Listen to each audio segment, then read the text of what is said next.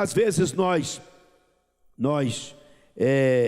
perdemos alguma coisa de Deus, porque nós, em vez de concentrarmos em Deus, nós concentramos no problema, concentramos no fracasso, concentramos na derrota, concentramos no inimigo, né? As estratégias de guerra, de vencedor, é essa: não valorize o inimigo, né?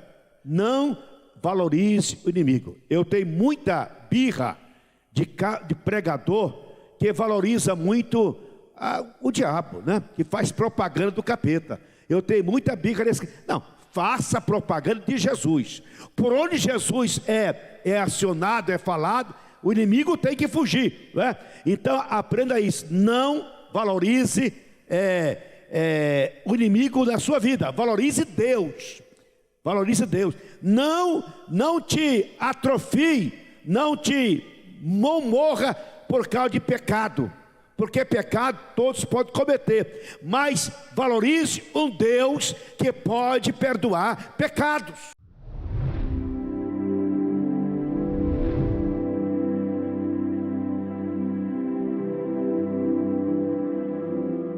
O salmista Davi aqui, ele, ao fazer esse salmo, ao compor esse salmo, ele compôs em meio a algumas dificuldades, algumas lutas que ele estava vivendo. O salmista Davi, ele é o rei que chora, tá? O rei que sabia chorar para Deus, o rei que sabia clamar ao Senhor. Era um homem que sabia dedicar as palavras mais poéticas, mais inteligente, mais assim comovente, que atingiu o coração de Deus. Davi era um homem que ele fazia da arte da oração, né? Da arte da oração, a sua forma, a maneira dele comover o coração do Senhor Deus.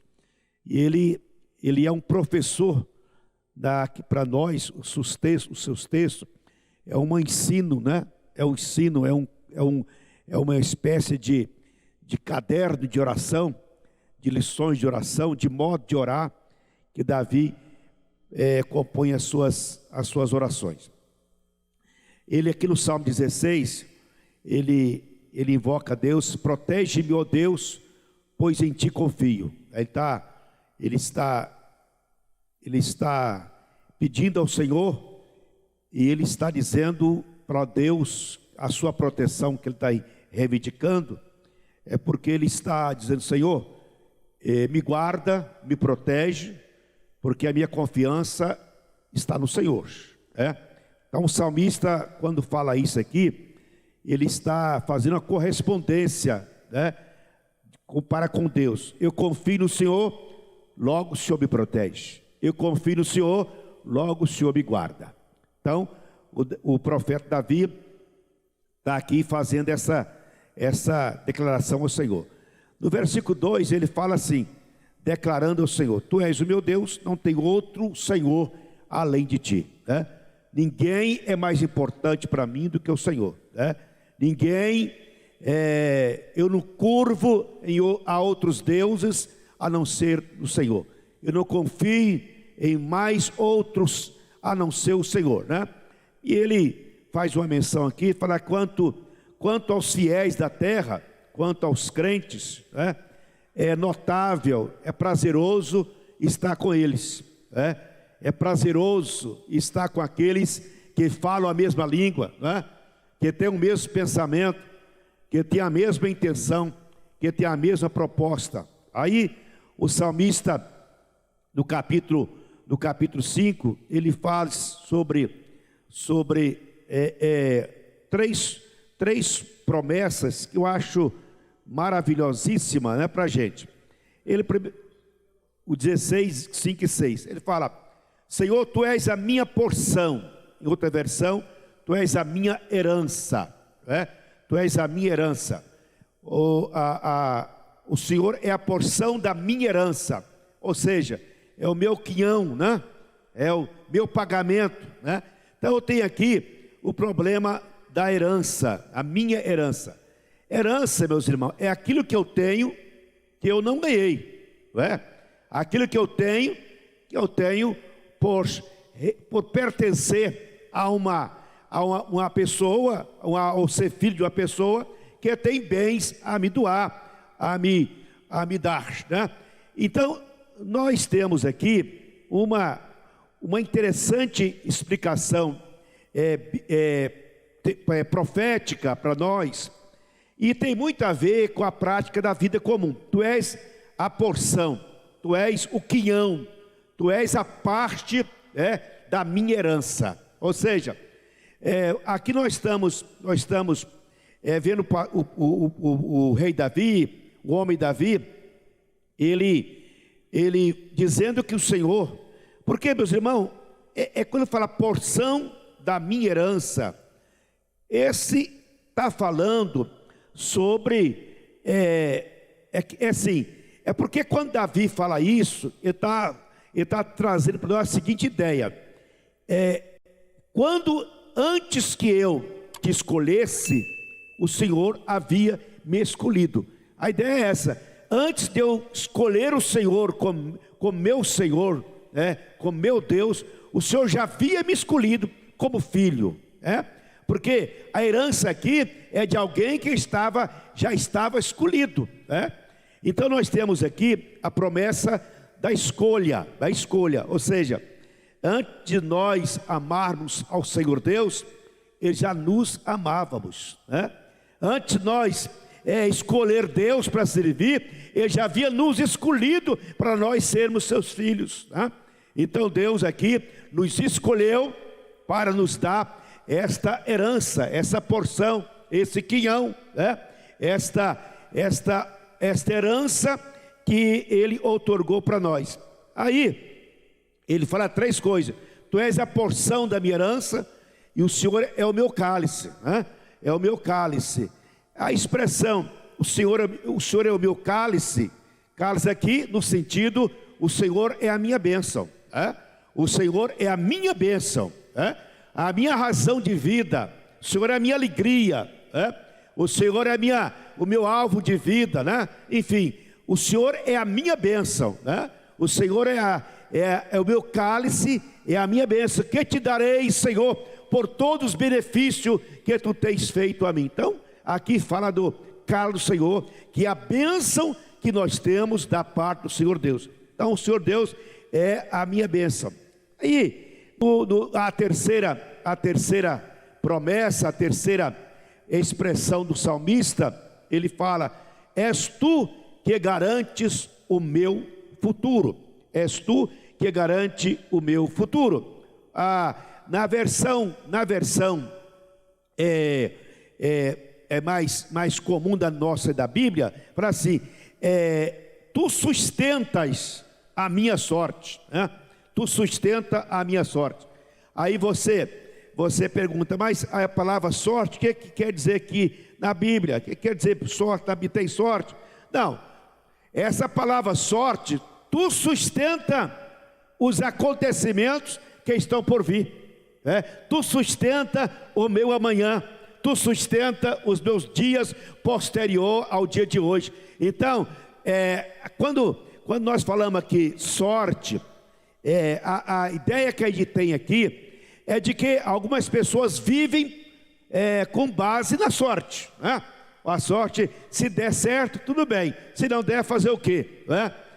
Vive na base do ocaso, Do ocaso. Vou tentar, E assim tem muita gente que vive com base na sua própria sorte, E a sua sorte, ela é um jogo, A sua sorte é uma brincadeira, a sua sorte é uma aventura, a sua sorte é um desatino, a sua sorte é uma decepção, a sua sorte, enfim, é uma ilusão de vida.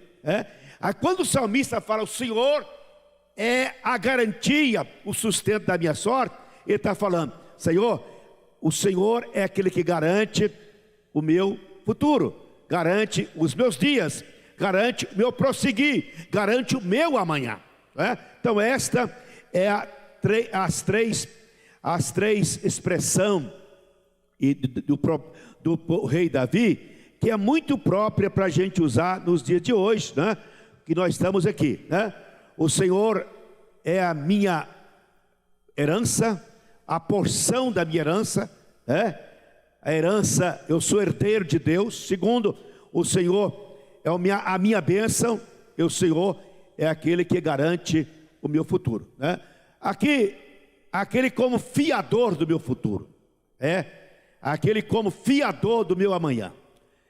Quando a gente lê esse texto aqui e nós contextualizamos na vida de Davi, Davi, ao falar esse texto, ao dizer essa oração, ele estava vivendo situação totalmente em dificuldade, né? Ele estava em luta, estava em guerra, estava quase que no exílio aqui, né?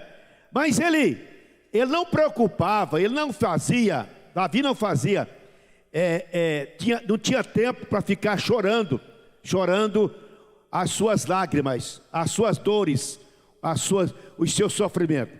Ele tinha tempo para dedicar o seu sofrimento no altar do Senhor Deus, né? Orando ao Senhor Deus. Então, Davi, você não vai ver ele reclamar da vida para ninguém. Ele faz reclame, mas faz a Deus, né? Faz a Deus. Então ele faz bem claramente a sua oração ao Senhor, dizendo essas três afirmações: o Senhor é a minha porção da minha herança, o Senhor é a minha bênção, e o Senhor é garantia do meu futuro. Agora veja bem, o que Davi profeticamente está falando aqui, no versículo 6. As divisas, ou seja, quem entende aí de divisa, quem entende aí de porção, de quinhão, quem entende aí de parte da herança, olha o que Davi fala: as minhas divisas, a minha porção caiu em lugares agradáveis. A minha porção caiu em lugares agradáveis, as linhas caíram em lugar deliciosos, coube-me uma formosa herança, Então, veja bem como Davi, ele tinha essa capacidade de colorir, de alegrar o dia de amanhã dele, como é que ele tinha essa inspiração de não turbilhar o seu coração pelas coisas que estão acontecendo hoje, mas ele projetava através da oração, através da fé, da confiança, em coisas que estavam na vontade, no poder, na autoridade do Senhor Deus. Então, a afirmação que esse homem faz, a minha divisa, a minha porção, ela caiu para mim em lugares agradáveis. Irmãos, veja bem, como que é interessante essa expressão aqui, porque na verdade, Davi estava exaltando, estava glorificando, estava se alegrando naquilo que ele não tinha ainda, naquilo que ele não possuía ainda, naquilo que era simplesmente uma expectativa de fé, uma expectativa de promessa. Então ele fala: as minhas divisas caíram para mim em lugares agradáveis, tenho uma bela herança, tenho uma formosa herança. Então ele estava aqui antecipando essa convicção que tinha no Senhor, e ele exalta Deus fazendo a seguinte consideração: louvarei ao Senhor que me aconselhou, até o meu coração me ensina de noite. Eu te bendirei, eu te louvarei, porque foi o Senhor que me aconselhou a orar assim, a pedir assim, a expressar assim. Foi Deus que ensinou Davi a compor, a orar com as palavras tão bonitas que nós encontramos aqui. Então ele estava, porque o Senhor me aconselhou, aí ele fala: tenho posto o Senhor continuamente diante de mim, por isso ele está à minha direita. E ele faz aqui uma expressão que eu acho bonito, porque essa expressão é definitiva na Bíblia, eu gosto muito de usar. Aí ele fala: tenho posto o Senhor continuamente diante de mim, por isso ele está à minha mão direita. ponto e vírgula, vírgula, nunca vacilarei. Nunca vacilarei. Então, essa convicção, essa expressão de Davi, ela é uma expressão forte e é uma expressão que eu penso que Deus agrada, né?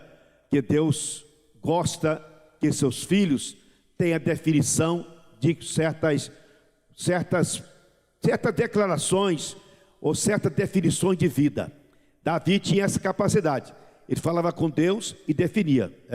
Aí ele falou aqui com Deus: ó, o Senhor está à minha direita, o Senhor estando à minha direita, eu estou tão tranquilo. E o Senhor à minha direita, eu declaro ao Senhor: nunca vacilarei. Nunca vacilarei. Aí, numa versão, de uma versão mais popular: bendirei ao Senhor que me aconselha. Na escura noite, o meu coração me ensina.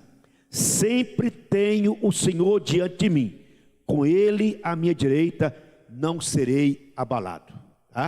Com Ele à minha direita, não serei abalado. Irmãos, quando a gente observa alguns salmos, e principalmente o Salmo de Davi, a gente é ensinado a como proceder na nossa caminhada aqui na terra, na nossa existência aqui na terra. E sabe, quando você vê o Davi um homem definido com o que ele quer na vida. Aí quando você pensa assim, Davi é aquele homem que teve suas falhas, seus registros de falha, os seus pecados publicados, né? Mas a gente, quando vê Davi, a gente vê um homem que tinha capacidade de comover o coração de Deus através de uma entrega sem reserva na sua presença, né? Davi na verdade, Davi, ele não perdeu nada de Deus, tá? Nada de Deus. Ele aproveitou tudo que Deus tem e pode fazer. Davi aproveitou. Davi não perdeu tempo, quando você pensa assim, Davi não perdeu tempo em ficar lamentando com remorso do seu pecado cometido, por aquele pecado que deu uma tragédia muito grande na sua história, na história de Israel, né? Mas ele, na mesma hora, Davi teve a prontidão de estar compondo o Salmo 51, aonde ele rasga o coração: e Senhor, perdoa os meus pecados, as minhas iniquidades.